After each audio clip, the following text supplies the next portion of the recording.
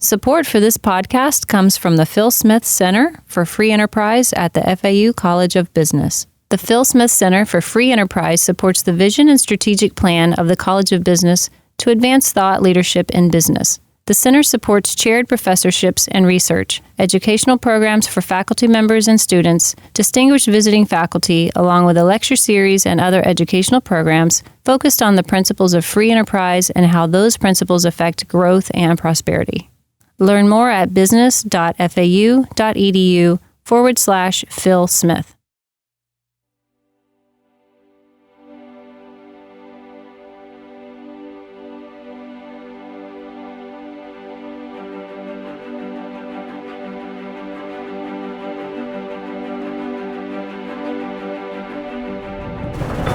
Hello, I'm Dan Gropper, Dean of the Florida Atlantic University College of Business.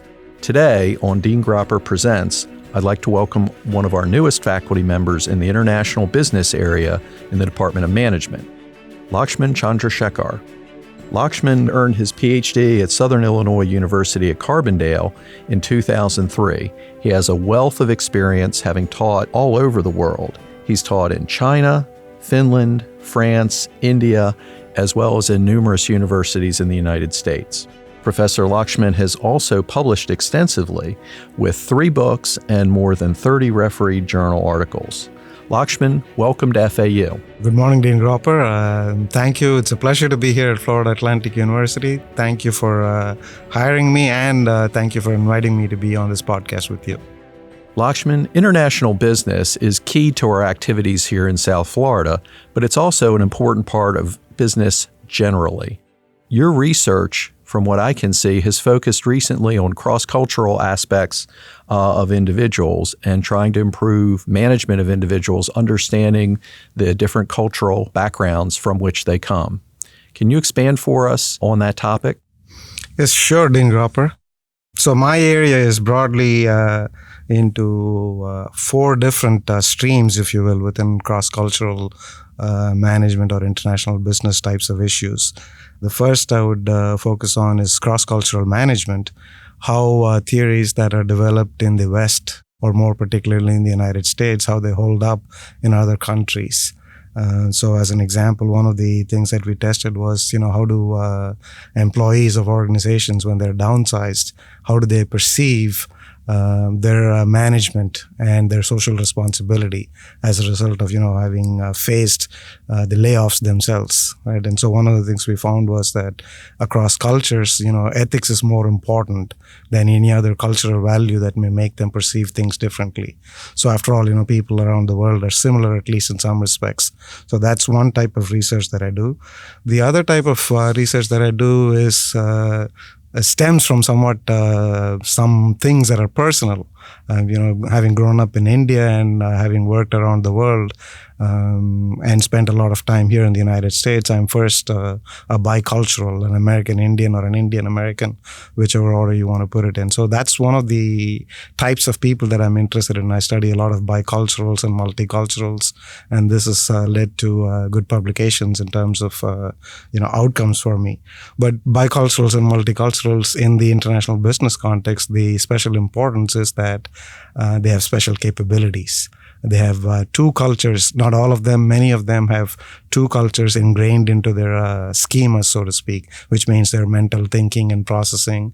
And at any point in time, they can switch from one to the other, which helps them managing people across cultures.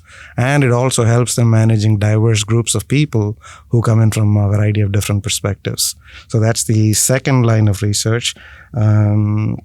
And so that is related to the third one, which focuses on cross-cultural and global leadership.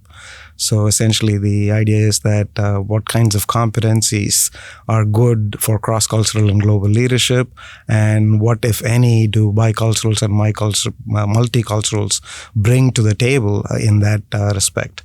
So that's the, and finally, I also do research in international human resource management, looking at adaptability and desirability, and whether or not those practices are acceptable across cultures. In short, are they endorsed in different cultures, and to what degree, if they are? Lakshman, we're also very impressed that you've been an independent consultant for a variety of companies. Can you talk to us about how that experience as a consultant working with real businesses helps inform your teaching? Yes, thank you. Sure, yes. All this started with one of my institutions that I worked at in India. This was a premier school of business in India called the Indian Institute of Management at Indore. And I started doing management development programs, executive development programs, and in-house programs for different companies.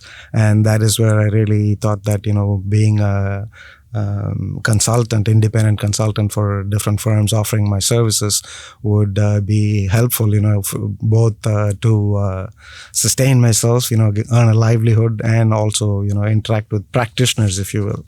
So it's been a fantastic opportunity, I think, and it gives you a reality check on the research that you do. I'm primarily a researcher, and so, it's like checking yourself out with the people that you're communicating with and seeing whether or not they have similar problems, or if there's any connection at all.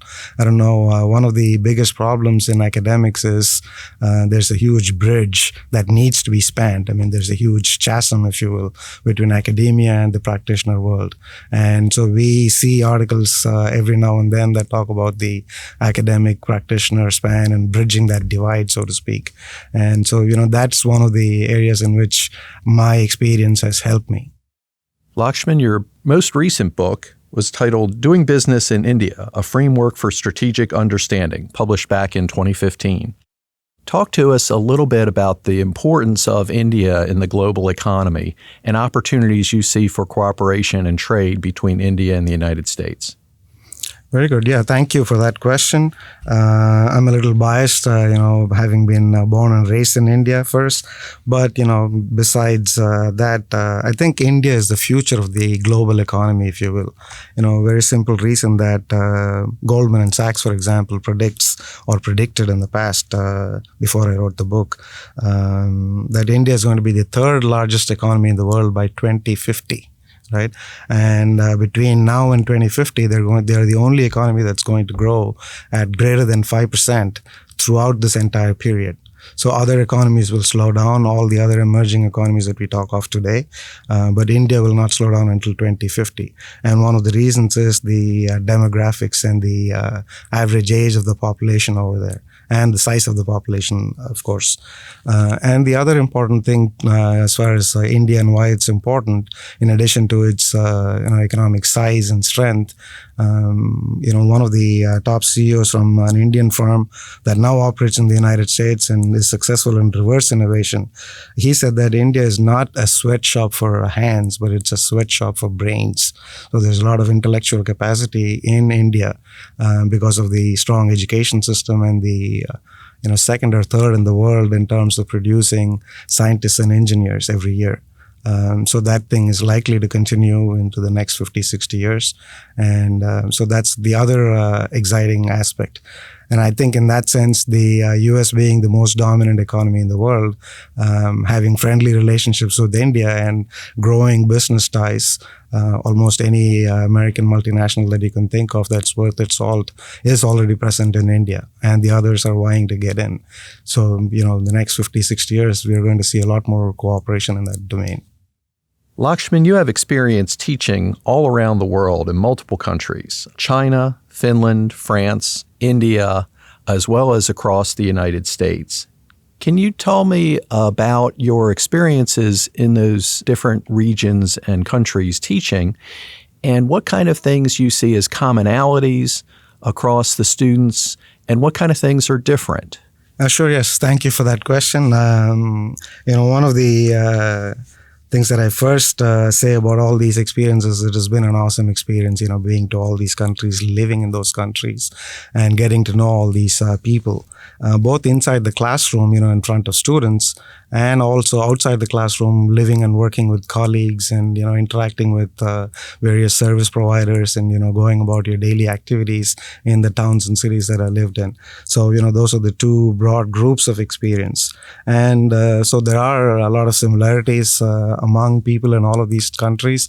And that's one thing that I say in all my classes, cross-cultural management or international business, is that we're all human beings. So we're pretty similar in terms of a number of different kinds of characteristics and behaviors that we bring to the professional world, so to speak, where we interact with teachers or managers or employees and things like that. But there are also critical differences. The languages we use, how comfortable we are using a language that is not our own, but something that's likely to be common in interactions. For example, the French were very inhibited, and if they had a few German students who were more proficient, fluent in English, they would sort of pull back into a shell and would just clam up, and they wouldn't say anything. And to just, French people are not normally like that. They're very loud, they're very interactive, they complain a lot, they talk a lot essentially. But this language changes their behavior completely. And so, little nuggets like that, understanding people across cultures, it's always interesting to actually see them in the flesh, so to speak, face to face. And it's been an excellent experience. Lakshman, we're very pleased to have you joining the international business faculty here at FAU, and you bring a lot of experience, talent, and research accomplishments to the role. We're so glad you're here with us. Thank you, Dean Gropper. Thank you for having me on this podcast and here at the university. And I hope to bring all my strengths, skills, and experience in serving the university and its students. To learn more about our activities and upcoming events, please see our College of Business website, business.fau.edu. Dean Gropper Presents is part of the FAU College of Business Podcast Network. To learn more, visit us at business.fau.edu/podcasts and follow Dean Gropper on Twitter at FAU Business Dean.